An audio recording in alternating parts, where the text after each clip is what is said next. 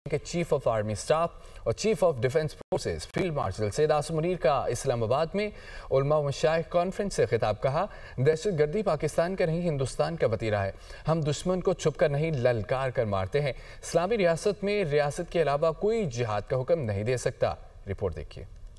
दहशतगर्दी पाकिस्तान का नहीं हिंदुस्तान का वतीरा है। हम दुश्मन को छुप के नहीं ललकार कर मारते हैं। मार्के हक में अल्लाह की नुसरत से कामयाबी मिली। चीफ ऑफ आर्मी स्टाफ और chief of defence forces field marshal Syed Asim Munir का कौमी उलमा मशाइख कॉन्फ्रेंस से खिताब। फील्ड मार्शल सैयद आसिम मुनीर का कहना था कि रियासत तैयबा और रियासत पाकिस्तान का आपस में एक गहरा ताल्लुक है। दिफाई मुआहदा तारीखी है। अल्लाह ताला ने तमाम मुस्लिम ममालिक में से मुहाफिज़ीन हरमैन का शर्फ पाकिस्तान को अता किया। जिस कौम ने इल्म और कलम को छोड़ा तो इंतशार और फिसादुल अर्ज ने वहाँ जगह ली। फील्ड मार्शल का कहना था कि इज्जत और ताकत तकसीम से नहीं, मेहनत और इल्म से हासिल होती है। इस्लामी रियासत में रियासत के अलावा कोई जिहाद का हुक्म नहीं दे सकता। उलमा कौम को मुत्तहिद रखें और कौम की नजर में वुसअत पैदा करें।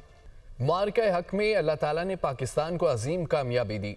अफवाज पाकिस्तान ने फील्ड मार्शल सैयद आसिम मुनीर की क़यादत में फतह हासिल की। वज़ीर-ए-आज़म शहबाज शरीफ का इस्लामाबाद में कौमी उलमा कन्वेंशन से खिताब। कहा, फील्ड मार्शल सैयद आसिम मुनीर की क़यादत में अफवाज पाकिस्तान ने बहादुरी से दुश्मन को मुंह तोड़ जवाब दिया। दहशतगर्दी के हवाले से कहा कि बलूचिस्तान और खैबर पख्तूनख्वा में रोज़ाना बेगुनाह अवाम फितना खवारिज का निशाना बन रहे हैं। जब मार्का हक हुआ, उस अजीम कामयाबी और पाकिस्तान की अफवाज की दलेराना और इंतहाई जुर्रत के साथ उस जंग को लीड किया फील्ड मार्शल सैयद आसिम मुनीर ने। हर सिपाही और हर जर्नैल ने, चाहे वो बरी फौज के हों या फ़ज़ाई फ़ौज के हों या बहरी फ़ौज के, उन सब की इसमें बेमिसाल इसमें उनकी काविशें शामिल हैं। जब तक कि ये हम अमूमी तौर पर कौम के अंदर यकजहती इत्तेहाद की फ़ज़ा कायम नहीं करते, मैं समझता हूँ कि मुल्क आगे तरक्की नहीं कर सकता। और ये बात कि अफ़गानिस्तान से जो खवारिज यहाँ पर दहशत गर्दों को भेज कर बेगुनाह पाकिस्तानियों का वो उनको शहीद कर रही है। अफवाज पाकिस्तान के अफसर और जवान, आम आदमी, शहरी, माएँ, बेटे, बेटियाँ हर रोज़ केपी में, बलूचिस्तान में वो शहीद हो रहे हैं। आज अब वक्त है कि पाकिस्तान को हम माशी तरक्की और खुशहाली के सफ़र की तरफ तेज़ी से ले जाने के लिए जो शबाना रोज़ काविशें कर रहे हैं और दिन रात मेहनत हो रही है, अगर दहशत गर्दी एक तरफ हो और दूसरी तरफ ये काविशें हों तो ये दोनों इकट्ठे नहीं चल सकते। इसलिए अगर इस मुल्क ने तरक्की करनी है, उसके लिए फिर दहशत गर्दी का खात्मा इंतहाई ज़रूरी है। ये फ़क्त अमल से है, दिन रात मेहनत करना होगी। ये ना जादू टूने से कोई बात होगी, ना किसी और तरीके से। अमरीकी सदर का ट्रंप गोल्ड कार्ड के इजरा का ऐलान। व्हाइट हाउस में मीडिया से गुफ्तगू में कहते हैं कि 1 साल पहले हमारे मुल्क को दिवालिया करार दिया जा रहा था। आज अमेरिका में अरबों डॉलर की सरमायाकारी आ रही है। अमेरिका टेक्नोलॉजी के शोबे में दुनिया की क़यादत कर रही है। हमने गुज़िश्ता 10 माह में रिकॉर्ड 18,000 अरब डॉलर सरमायाकारी हासिल की। कंबोडिया, थाईलैंड जंग रुकवाने से मुतालिक फ़ोन कॉल करूँगा। लगता है कि मैं उन्हें लड़ाई रोकने पर रज़ामंद कर सकता हूँ। अमेरिका अब यूक्रेन को फंडिंग नहीं कर रहा। यूक्रेन के अवाम करप्शन का खात्मा चाहते हैं। ज़ेलेंस्की को अब इलेक्शन करा लेने चाहिए। Donald Trump. बल्गारिया में बदउनवानी और हुकूमत के खिलाफ बड़े पैमाने पर एहतजाज। हज़ारों अफराद हुकूमत के खिलाफ सड़कों पर निकल आए, शदीद नारेबाजी की। शहरियों की एहतजाज के दौरान हुकूमत से इस्तीफ़े और मुनसफ़ाना इंतख़ाबात का मुतालबा। बल्गारिया की पार्लियामेंट आज वज़ीर-ए-आज़म के खिलाफ अदम एतमाद की वोटिंग करेगी। बल्गारिया में बदउनवानी और हुकूमत के खिलाफ बड़े पैमाने पर एहतजाज। हज़ारों अफराद हुकूमत के खिलाफ सड़कों पर निकल आए, शदीद नारेबाजी की गई। उधर मराकश के शहर फास में 2 इमारतें गिरने से 22 अफराद जान की बाजी हार गए। 16 जख्मी हुए। जख्मियों को अस्पताल मुंतकिल कर दिया गया। अतराफ की इमारतें खाली करा ली गई। हुकाम के मुताबिक एक इमारत की छत पर तकरीब जारी थी, जबकि दूसरी इमारत खाली थी। 4 मंजिला इमारत गिरने की तहकीकात जारी हैं। मराकश के शहर फास में 2 इमारतें गिरने से 22 अफराद जाँ भाग हो गए। नाज़रीन, कराची के मुख्तलिफ इलाकों में वाटर टैंकर्स और डंपर की ज़द में आकर एक ही रोज़ के दौरान 4 साला बच्चे, एक तालिब इल्म और खातून समेत 3 अफराद मौत के मुंह में चले गए, जिसके बाद रवां साल हैवी गाड़ियों के सबब जांबाक अफराद की तादाद 246 तक पहुँच गई है। तफसीलात देखिए इस रिपोर्ट में। की सड़कों पर दौड़ते टैंकर्स और डंपर्स बेलगाम हो गए। मुख्तलिफ इलाकों में हुए हादसात में एक ही रोज में 3 अफराद मौत के मुंह में चले गए। पहला हादसा सरजानी टाउन के करीब हुआ, जहां तेज रफ्तार वाटर टैंकर ने एक माँ से इसका लाल और बाप से इसका सहारा छीन लिया। मोटरसाइकिल पर सवार आबिद 11वीं जमात का तालिब इल्म था। सुबह जा रहे थे, 8:15 बजे का टाइम था। अपनी दोनों सिस्टर को छोड़ के ये स्कूल जा रहे थे। रास्ते में ये सीधा जा रहे थे, पीछे से हिट किया टैंकर वाले ने। बाइक इधर गई है और ये टायर के नीचे दब गए, उसी वजह से इनका इंतकाल हुआ। ये रोड बेलगाम घोड़े हैं सर यहाँ पे।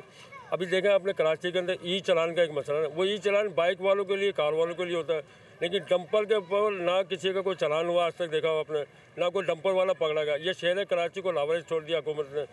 अच्छा, उसमें देखें कि बच्चे 18 साल 20 साल के जिनका ड्राइविंग लाइसेंस ही नहीं है, वो डंपर चला रहे हैं और जो टैंकर चला रहे हैं। सिर्फ यही नहीं, शहर शाह पुल पर डंपर ने मोटरसाइकिल सवार मियां बीवी को टक्कर मारकर जख्मी कर दिया। हादसे के बाइस दोनों को अस्पताल मुंतकिल किया गया, जहां खातून दौरान इलाज दम तोड़ गई, जबकि शौहर शदीद जख्मी हालत में अस्पताल में जेर इलाज है। कुछ ही देर बाद मोमिनाबाद में हुए एक और हादसे में वाटर टैंकर की टक्कर से 4 साला सूफियान की जिंदगी का भी खात्मा हो गया। बच्चे की कजन सहीर ने मीडिया को बताया कि सूफियान चीज लेने के लिए घर से बाहर निकला था। चीज लेने गए थे दुकान पे, तो वहाँ पे टैंकर वाला आ रहा था, उसने कुचल दिया। फिर हम लोगों ने बाइक पे अब्बासीन हॉस्पिटल लेके आए। इन हादसात के बाद कराची में रवां साल हैवी गाड़ियों की जद में आकर जामबहक अफराद की मजमूई तादाद 246 तक पहुँच चुकी है, जिसमें ट्रॉलर की टक्कर से 95 अफराद मौत के मुँह में जा चुके हैं।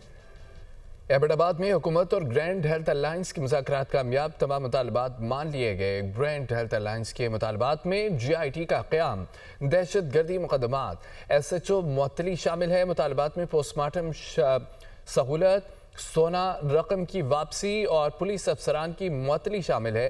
GIT का क़याम, दहशत गर्दी मुकदमात, SHO की मुअत्तली पर फौरी अमल दरामद हो गया। डॉक्टर वर्दा के वालिद और सिविल सोसाइटी के दरख्वास्त पर ग्रैंड हेल्थ अलायंस ने एहतजाज मौखर कर दिया। कहते हैं कि बाकी मुतालबात मानने और GIT में शामिल करने की यकीन दहानी करा दी गई है। मुतालबात पर अमल दरामद में किसी भी कोताही की सूरत में मजीद सख्त रद्द-ए-अमल देंगे। Chairman Peoples Party Bilawal Bhutto Zardari कहते हैं कि एक सियासी जमात सियासी दज्जाल का काम कर रही है।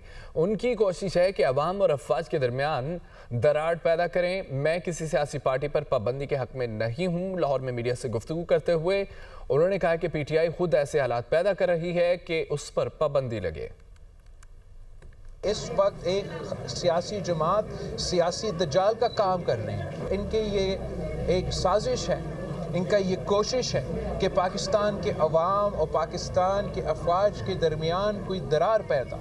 सियासी को तो कभी नहीं चाहते कि ऐसे हालात बने कि सियासी जमातों को या सियासी जो वॉइसेस है उन पे पाबंदी लगे। ये मेरा प्रेफरेंस नहीं होगा, मेरा चॉइस नहीं होगा, लेकिन मैं क्या करूं अगर वो सियासी जमात हर वो अब कंधा उठाए कि वो सियासी उनका जो सियासी रंग है वो उस अंदाज से नहीं देखा जाए और वो एक एक्सट्रीम तंजीम की तरह देखा जाए। जिस अंदाज से पाकिस्तान को इस वक्त खतरात है अपना दूसरा हमसाया मुल्क से, अफ़गानिस्तान की तरफ से, जहाँ वो दहशतगर्द जो पाकिस्तान में आके हमले करते हैं, हमारा अवाम को शहीद कर देते हैं, हमारा अफवाज को शहीद कर देते हैं, हमारा पुलिस को शहीद कर देते हैं और बुज़दुल की तरह फिर वापस भाग जाते हैं। PTI ने अपनी पार्टी आइन से खामियां दूर करने के लिए कमेटी बना दी है। आइनी जायजा कमेटी को महदूद मुद्दत में काम मुकम्मल करने की हिदायत की गई है। जल्द अज जल्द इंटर पार्टी इलेक्शन कराने की तैयारी की जाए। कमेटी 10 दिन में अपनी तजावीज़ तैयार करेगी। कमेटी का नोटिफिकेशन जारी कर दिया गया। नोटिफिकेशन के मुताबिक पार्टी आइन को दीगर जमातों की आइन के मुताबिक लाने का फैसला किया गया। आइन का जायजा लेने के लिए अहम रहनुमाओं पर मुश्तमिल कमेटी कायम की गई है। कमेटी में बैरिस्टर गौहर अली, सलमान अकरम राजा, डॉक्टर आरिफ अरवी को शामिल किया गया है। हामिद खान, असद कैसर, रऊफ हसन और फिरदौस शमीम नकवी भी कमेटी में शामिल हैं।